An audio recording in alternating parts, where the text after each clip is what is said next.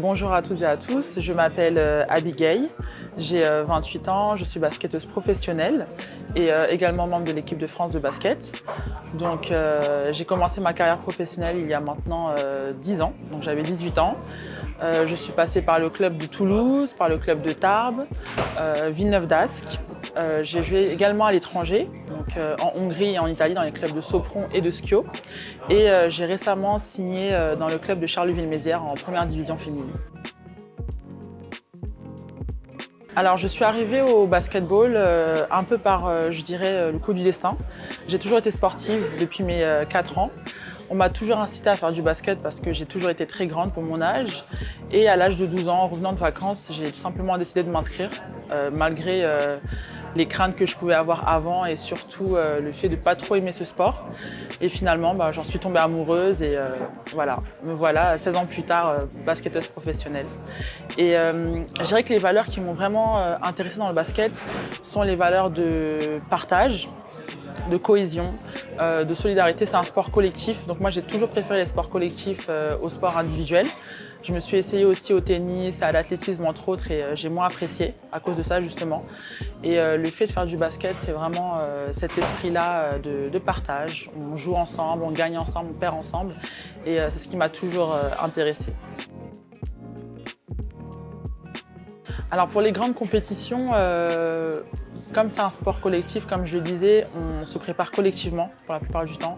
C'est-à-dire qu'avant les compétitions internationales en équipe de France, par exemple, on a des stages qui durent plusieurs semaines où on est amené à être ensemble en permanence. Si je donne un exemple, sur les compétitions jeunes que j'ai pu faire plus jeune, on avait 6 semaines de préparation durant l'été avant d'enchaîner sur une compétition de 2 semaines.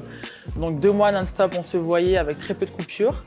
Et sinon, aujourd'hui, en tant que professionnelle, lorsque je prépare mes saisons, c'est surtout durant la pré-saison, donc durant l'été. L'intersaison, pardon, donc durant l'été. Et à ce moment-là, je m'entraîne avec mon coach perso, je fais la muscu, je travaille sur des points techniques vraiment spécifiques pour espérer revenir au mieux sur la saison et progresser saison après saison. Alors au basket, la qualification au JO, c'est pas comme dans les sports indiv. Donc déjà l'équipe doit se qualifier dans un premier temps et ensuite on est présélectionné pour participer à à des stages, ensuite des matchs amicaux et à l'issue de tout cela, le coach décide de faire sa sélection de 12 joueuses. Donc aujourd'hui je ne peux pas dire si je ferai les Jeux ou pas, j'espère, mais surtout j'espère revenir de ma blessure parce que ça fait 1 an et demi que je suis à l'arrêt. Je me suis rompu le ligament croisé en août 2022, justement dans le cadre de la préparation du championnat du monde avec l'équipe de France. Donc là, je reviens tout doucement. Donc avant de penser au jeu, je pense avant tout à ma santé, à ma reprise et puis on verra. Alors, en dehors du sport, j'ai beaucoup de hobbies. Donc à commencer par la lecture. Je suis une grande lectrice, j'aime beaucoup les livres depuis mon plus jeune âge. J'aime bien écrire également.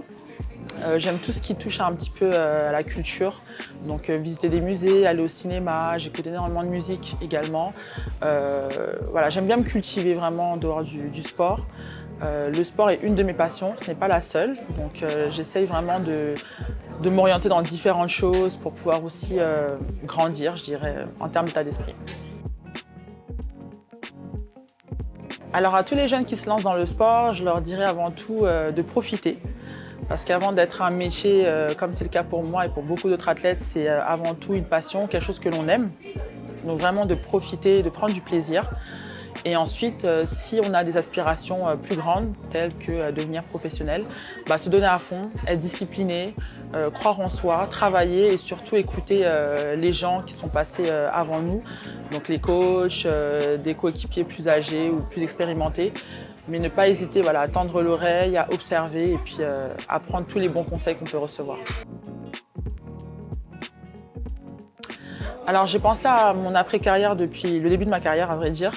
J'ai la chance de rencontrer des joueuses plus expérimentées lorsque j'ai commencé Et j'ai pu voir en fait à travers elle des modèles de femmes qui, malgré la carrière, poursuivaient un double projet, pensaient à leur après-carrière parce que malheureusement au basket féminin, en tout cas, on n'a pas des salaires qui nous permettent de se dire qu'on ne va rien faire après la carrière. Donc du coup, j'ai étudié dès ma première année en pro et en fait j'ai pu obtenir l'équivalent d'une licence en sciences politiques et j'espère en fait en fin de carrière pouvoir reprendre mes études et faire un master. Et pourquoi pas me diriger vers des études de droit et puis peut-être devenir avocate, je sais pas. Alors je vous invite à me suivre sur les réseaux sociaux, donc je suis sur Instagram notamment. N'hésitez pas à laisser des petits commentaires, à liker et puis me dire vos impressions sur cette vidéo. En tout cas, ce serait un plaisir pour moi de vous lire.